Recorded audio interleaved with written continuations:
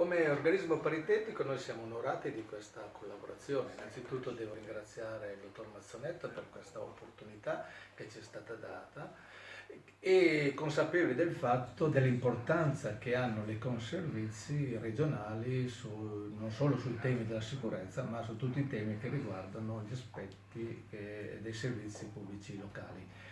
Noi ci occupiamo di salute e sicurezza dei lavoratori, abbiamo diverse iniziative in corso e ci siamo resi conto della necessità della collaborazione sul territorio delle organizzazioni di conservizi regionali. Quindi sicuramente sarà un buon lavoro che faremo, è già iniziato bene, come dice il dottor Mazzonetta, abbiamo iniziato bene con questa iniziativa che anche oggi sarà presentata sui temi dell'asseverazione, ma sono già in corso una serie di altre proposte sulle iniziative che riguardano appunto i temi della salute e sicurezza del lavoro. In modo particolare stiamo concentrando sui temi della salute che in questo settore sono molto forti, presenti, c'è una grande sensibilità non solo da parte dei lavoratori ma anche delle aziende per quanto riguarda i temi della salute.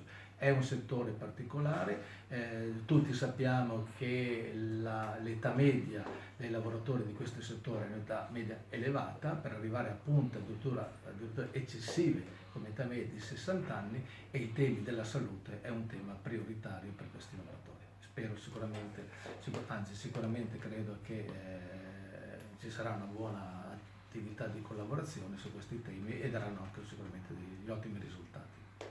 Bene.